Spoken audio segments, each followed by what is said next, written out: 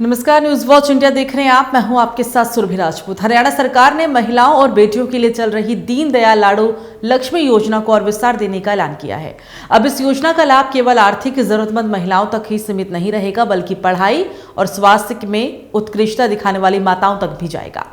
Haryana cabinet ने गुरुवार 1 जनवरी को लाडो लक्ष्मी योजना में संशोधन को मंजूरी दे दी। सीएम नायब सिंह सैनी ने बताया कि पहले जिन परिवारों की सालाना आय 1 लाख से ज्यादा कम थी, उनकी महिलाओं को हर महीने 2100 रुपए मिलते थे। अब इस लाभ को उन माताओं तक भी बढ़ा दिया गया है जिनके बच्चों ने 10वीं और 12वीं कक्षा में 80% से अधिक अंक हासिल किए हैं। इसके अलावा केंद्र सरकार के निपुण भारत मिशन के तहत कक्षा 1 से 4 तक पढ़ाई में ग्रेड लेवल हासिल करने वाली और जो बच्चे पहले कुपोषण या एनीमिया से पीड़ित थे लेकिन अब स्वस्थ होकर ग्रीन जोन में आ गए हैं, उनकी माताओं को भी योजना में शामिल किया जाएगा। इस श्रेणी में शामिल महिलाओं की सालाना पारिवारिक आय 1.8 लाख रुपए तक होनी चाहिए। इस संशोधन से लाखों माताओं और उनके बच्चों को शिक्षा और स्वास्थ्य के क्षेत्र में प्रेरणा और आर्थिक मदद दोनों ही मिलेगी।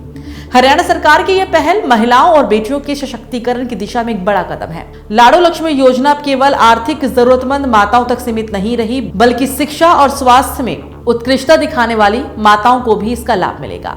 बच्चों की पढ़ाई और स्वास्थ्य पर ध्यान देने वाली माताओं को हर महीने 2100 रुपए का लाभ मिलने से उन्हें और उनके परिवार को आर्थिक सुरक्षा के साथ साथ समाज में मान सम्मान भी मिलेगा।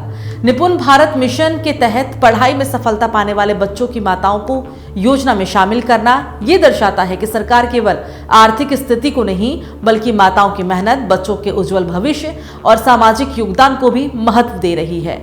इससे न केवल महिलाओं को प्रोत्साहन मिलेगा बल्कि बच्चों को भी पढ़ाई और स्वास्थ्य पर ध्यान देने की प्रेरणा मिलेगी। इस संशोधन से हजारों माताओं का जीवन सरल और सुरक्षित होगा और वे अपने बच्चों को बेहतर अवसर और शिक्षा दे सकेंगे। हरियाणा में महिलाओं और बेटियों के लिए ये योजना अब और भी व्यापक और प्रभावी बन गई है, जिससे राज्य में समान अवसर और सामाजिक न्याय की दिशा और मजबूत होगी।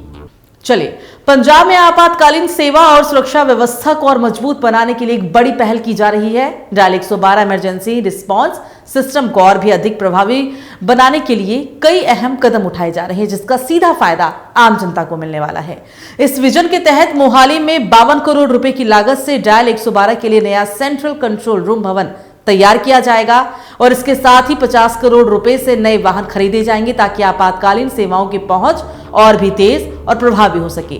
डीजीपी गौरव यादव ने बताया कि इसका उद्देश्य मौजूदा औसत रिस्पांस समय 12 से 13 मिनट से घटाकर केवल 7 से 8 मिनट करना है। साथ ही पूरे पंजाब के जिला नियंत्रक कक्षों को 25 करोड़ रुपए के निवेश से अपग्रेड किया जा रहा है ताकि घटनाओं का त्वरित प्रबंधन सुनिश्चित किया जा सके।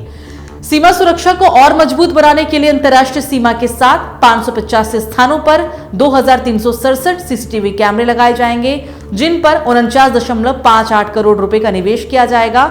डीजीपी ने यह भी बताया कि एंटी ड्रोन सिस्टम को मौजूदा 3 से बढ़ाकर 6 किया जाएगा और बाद में इसे 10 प्रणालियों तक भी विस्तारित किया जा सकेगा।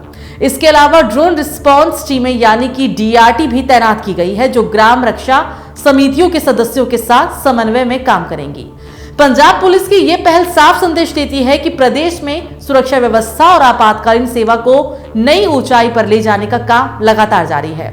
डायल 112 इमरजेंसी रिस्पांस सिस्टम को आधुनिक तकनीक और बेहतर संस्थानों के साथ सशक्त बनाना केवल पुलिस के कामकाज को नहीं बल्कि आम नागरिकों की सुरक्षा और राहत को भी प्राथमिकता देता है। मोहाली में बनने वाला नया सेंट्रल कंट्रोल रूम और नए वाहनों की खरीद प्रदेश भर में आपातकालीन सेवाओं की पहुंच को और तेज और प्रभावी बनाएगी।